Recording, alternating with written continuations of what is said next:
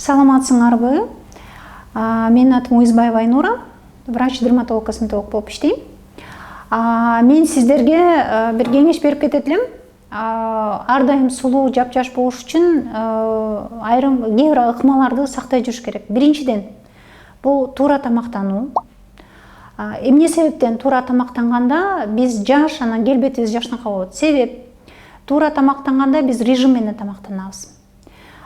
Режим менен тамактанабыз, анан көп учурда ошо туура тамак өзү май азыктар көп жакшы таасир этпейт да биздин ден соолугубузга. Май тамактар бул өтүбүздү ооруганга алып келет, боорубузду сезгендирет, өтө ачуу куурулган тамактар ашказандарды оорутат, туздуу тамак бөйрөккө таасир этет, жүрөккө таасир этет. Ошол себептен денебиз кыйналып, майлуу тамак жесек өтүбүз кыйналып, боорубуз кыйналып, ачуу куурулган тамак жесек ашказаныбыз кыйналып, ошонун баардыгы тең бетке терс таасир этет.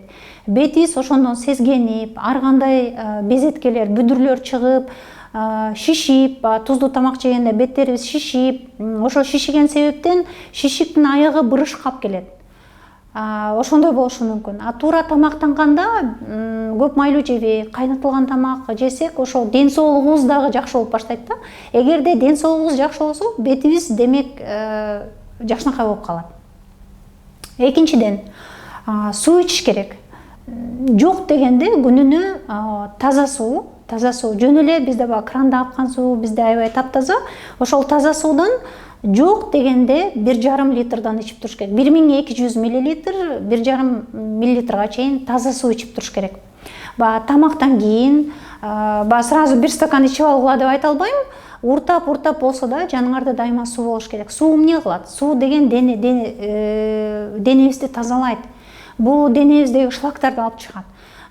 Суу кандайдыр бир нымдандырып турат денебизди. Денебиз кургабай, денебиз нымданып, ичибиздеги терс токсиндер, шлактар чыгып, өзүбүз дагы жакшы сезип калабыз.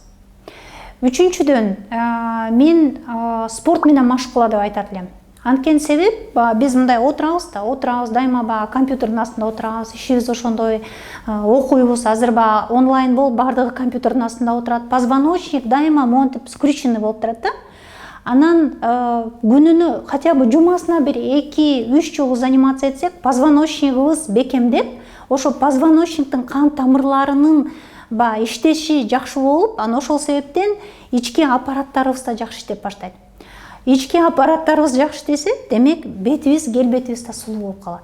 Андан кийинки эреже, мен жаштар эмес, улууларга деле айтат элем, жанагы пепси-кола, фанта, кока-колаларды ичпегиле деп айтат элем. Себеп, бул ичинде сахар көп болот, аябай.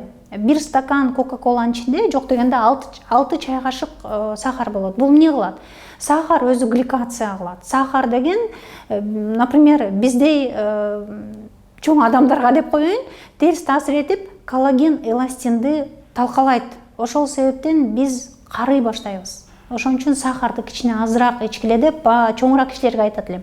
Жаштарга сахар көп жесеңер, безеткеге алып келет. Андан тышкары безетке болбосо да ар кандай бүдүрлөр чыгат бетиңерге.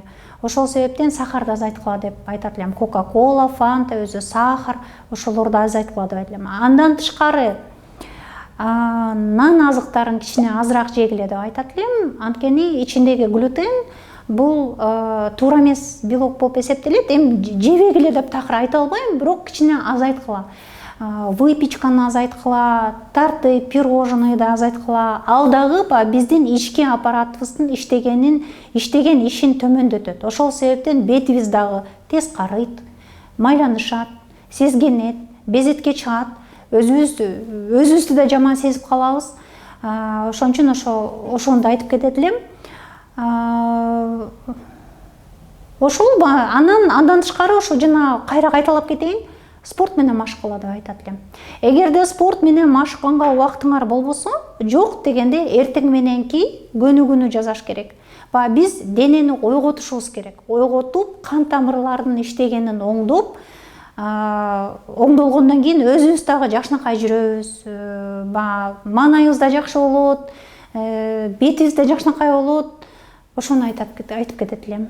Укканыңыздарга чоң рахмат. Саламатта калыңыздар.